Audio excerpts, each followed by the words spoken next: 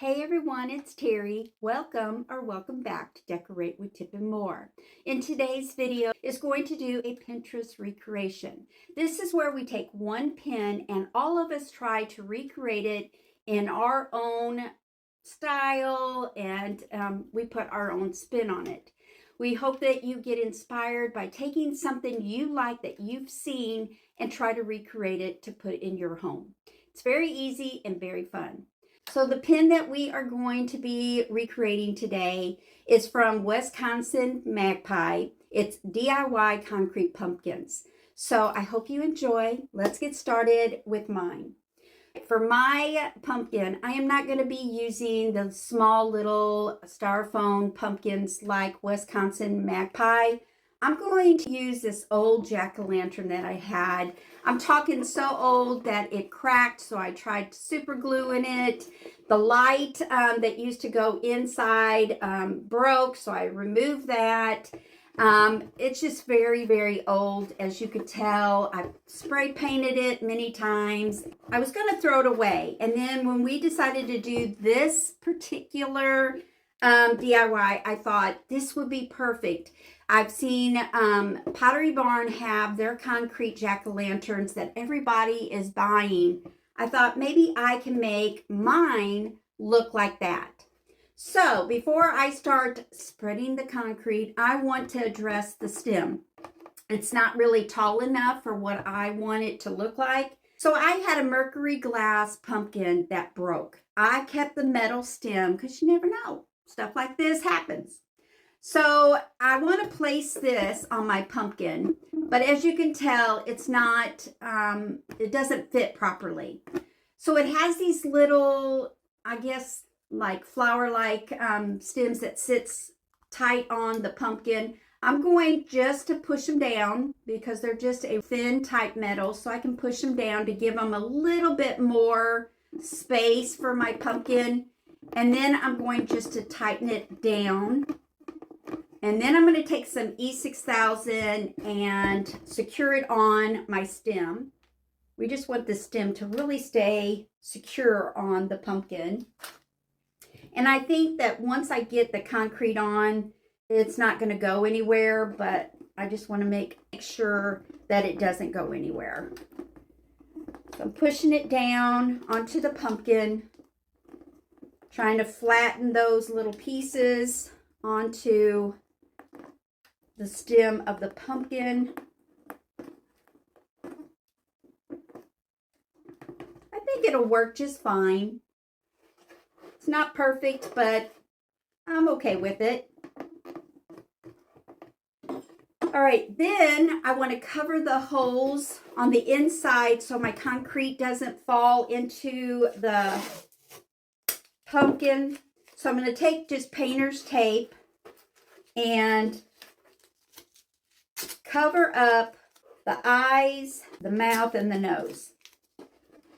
All right, I have the holes all covered up. I want to do this because when I start applying the concrete in layers, I don't want it to fall into the pumpkin. I want it to just kind of sit right at the edges, the inner edges of the pumpkin. And then when I pull off the tape, hopefully all I have to do is just sand a little bit and get a smooth surface. So let's go out in the garage, mix up my concrete, and start applying it to my pumpkin. All right, so this is not going to work because it's got rock in it, as you could tell. So back to Home Depot I go. I went to Home Depot and I got the Ready Mix Concrete Patch. It's a skim coat. I'm using a bucket of water to wash my hands. Also going to be wearing gloves, paper towels to dry my hands.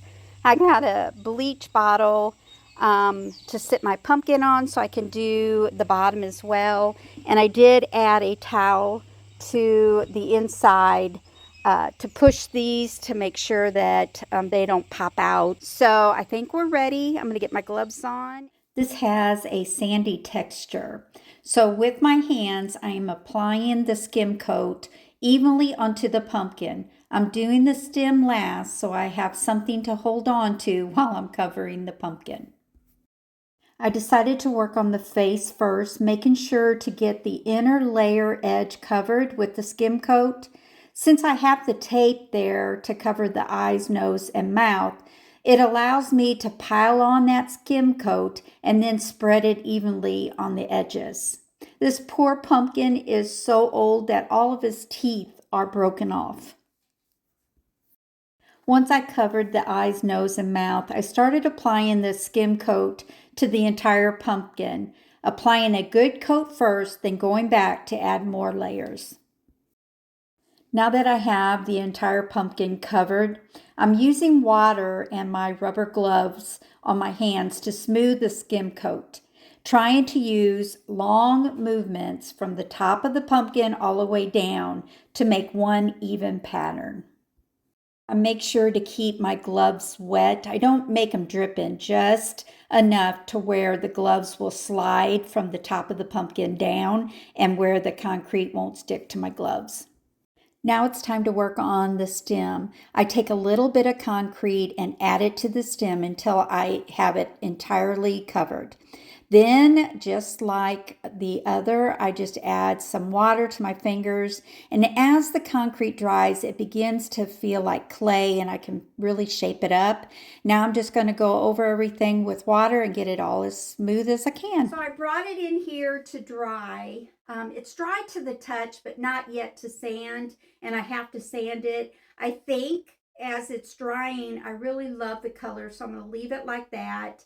But anyway, we're going to let it dry for 24 hours, come back and sand. Before the concrete really begins to harden, I want to take this little craft pen and chisel out some veins or some indentation for the stems just to make it look more lifelike. As you can see, I have a lot of imperfections, but so did the Pottery Barn pumpkin. So now I'm taking it outside using 60 grit sandpaper, giving it a good sanding and wiping down to get all of the dust off. So when I was sanding my pumpkin, doesn't it look so adorable? The orange, some of the orange came through and I don't like that. So I'm going to have to paint it even though I really wanted to keep it the concrete color.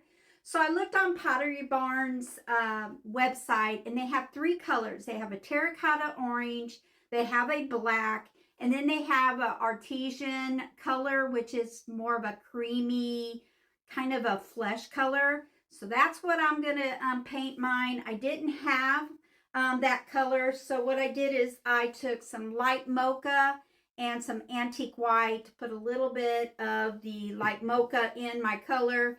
I'm going to use a little bit of baking soda because I want that texture, maybe a tablespoon, and then I'm going to pour my paint in. This is going to take a lot, so I'm going to add quite a bit of paint in my baking soda and stir it around.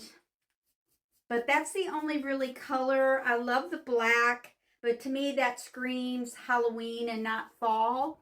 And I really didn't want to use the orange this year, so we're gonna go with the lighter color. All right, I'm gonna sit this. I have to touch up my paint because I gotta sit this on my pumpkin so it'll dry. All right, and then I'm gonna touch up what I just made a mess. Make sure my lines are all going down.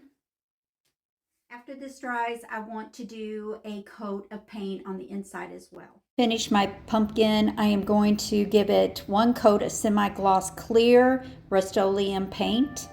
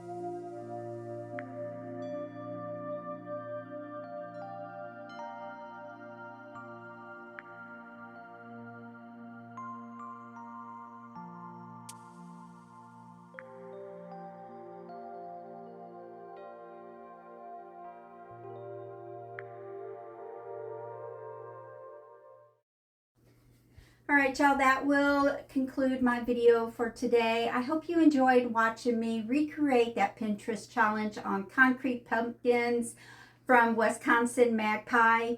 I did mine in a Pottery barn dupe, so I hope you enjoyed that as well. If you like how my pumpkin turned out, give me a big thumbs up. Let me know down in the comments if you are interested in making one for yourself. Also, do you like my tray display? I hope you do. I hope you all have a great day as well. See you tomorrow. God bless. Bye-bye.